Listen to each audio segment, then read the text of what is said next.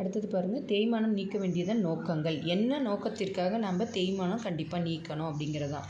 சரியான லாபம் அல்லது நட்டம் கண்டறிய.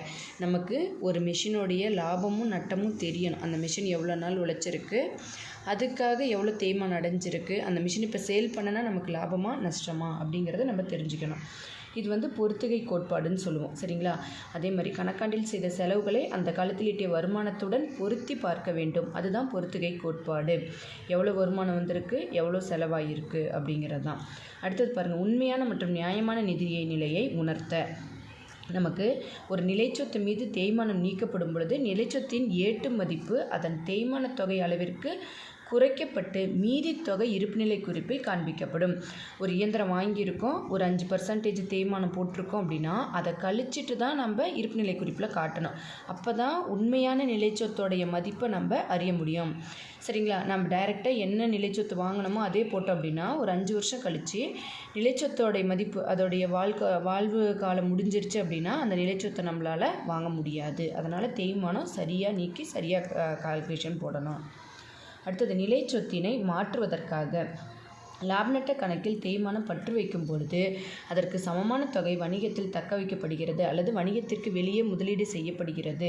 சொத்தின் பயனுள்ள வாழ்நாள் முடிவுக்கு வரும் பொழுது வணிகத்தில் உள்ள வளங்களை கொண்டு ஒரு புதிய சொத்தை வாங்க முடியும். சரிங்களா? இப்போ தேய்மானம் செலவாக நினச்சி என்ன பண்ணுறோம், பற்று வச்சுக்கிட்டே வரோம். ஒரு 5 வருஷத்துக்கு 1 லட்சத்துக்கு ஒரு சொத்து வாங்கியிருக்கிறோம்.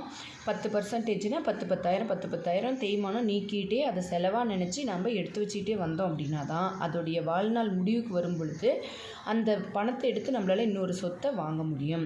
அடுத்தது, வரி சலுகைகளை பெற.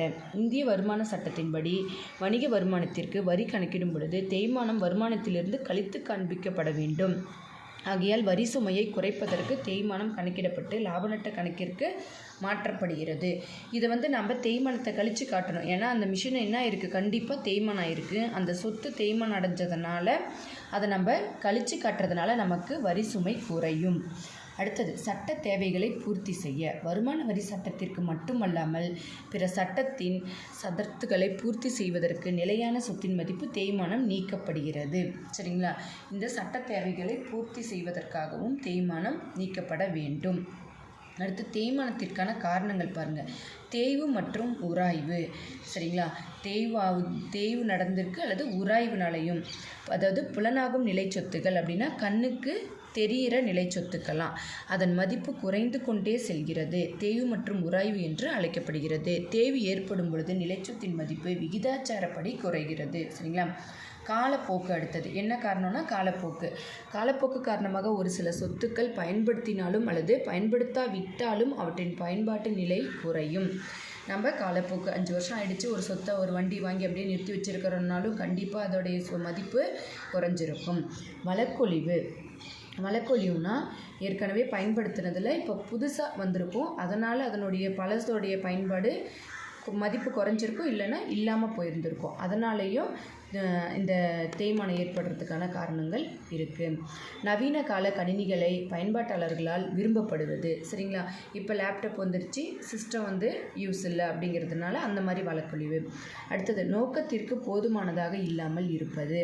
அதாவது நம்மளுடைய தேவையான நோக்கத்திற்கு இருந்தால் மட்டும்தான் அதனுடைய பயன்பாடு இருக்கும். நம்மளுடைய நோக்கத்திற்கு அது இல்லை அப்படின்னா அதனுடைய திறனும் போதுமானதாக இல்லாமல் போகலாம். அடுத்தது, பராமரிப்பின்மை. சரியா? சொத்துக்களை சரியாக பராமரிக்கணும். அப்படி சரியாக நம்ம பராமரிக்கலை அப்படின்னாலும் அதனாலும் தேய்மானம் ஏற்படும். அடுத்தது, அசாதாரணமான காரணிகள். சரியா?